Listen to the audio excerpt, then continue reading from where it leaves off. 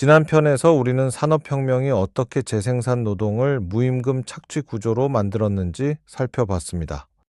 오늘 3편에서는 한 걸음 더 들어갑니다.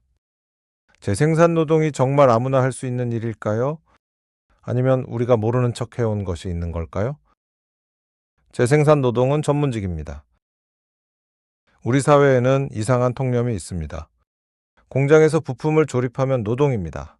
사무실에서 서류를 처리하면 노동입니다. 식당에서 음식을 만들면 노동입니다.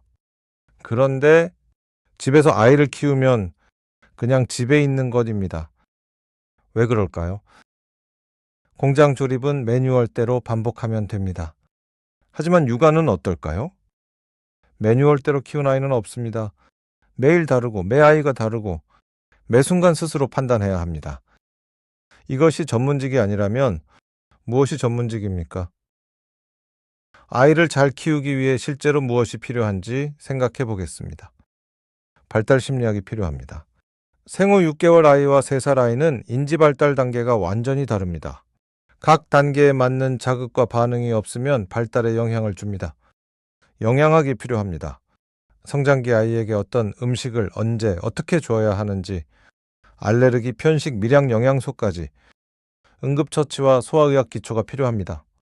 열이 몇 도까지 되면 응급실에 가야 하는지, 어떤 증상이 위험 신호인지, 감정 코칭이 필요합니다.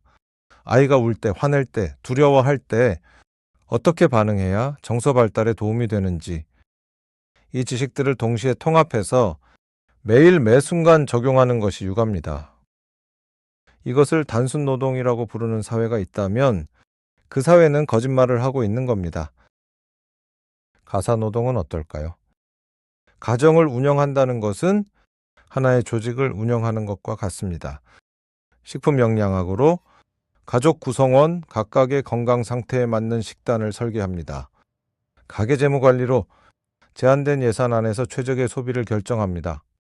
위생 환경 관리로 가족이 건강하게 지낼 수 있는 공간을 유지합니다. 공간 설계로 가족 각자의 필요에 맞게 생활 환경을 조직합니다. 대기업의 시설 관리자, 영양사, 재무 담당자가 따로 있는 이유가 있습니다. 그 모든 일을 한 사람이 동시에 처리하는 것이 가사노동입니다. 임금이 없을 뿐입니다. 노인 돌봄은 더 복잡합니다. 노인 의학 기초가 필요합니다.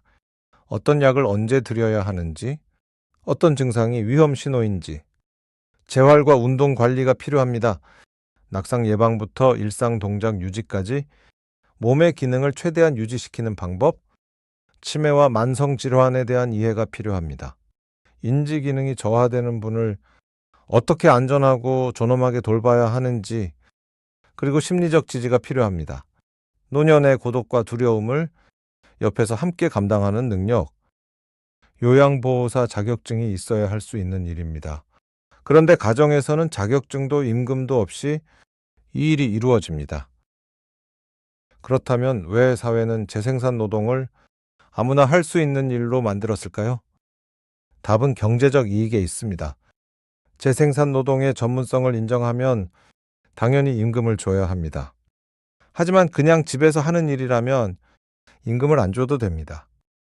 이 편에서 살펴본 것처럼 영국 자본가들은 이 구조를 의도적으로 설계했습니다. 가족임금 이데올로기를 통해 재생산 노동을 여성의 당연한 의무로 포장했습니다. 그리고 250년이 지난 지금도 그 인식은 바뀌지 않았습니다. 아직도 많은 사람들이 묻습니다.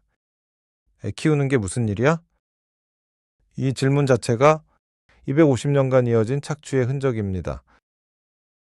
재생산 노동이 전문직이라면 당연히 교육이 필요합니다. 발달 심리학, 영양학, 소아의학 기초, 노인 돌봄, 재무관리, 감정 코칭. 이것들이 재생산 노동자에게 필요한 전문 지식입니다. 산업혁명 이전 인류는 이 지식을 세대에서 세대로 전수했습니다. 할머니가 어머니에게, 어머니가 딸에게.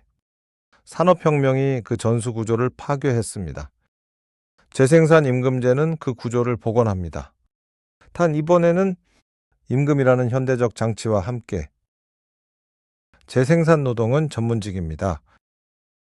그것을 단순 노동으로 만든 것은 착취를 위한 이데올로기였습니다. 전문직이라면 전문직에 맞는 임금을 받아야 합니다. 그 설계를 다음 편에서 보여드리겠습니다. 4편 재생산 임금제, 완전히 새로운 설계입니다.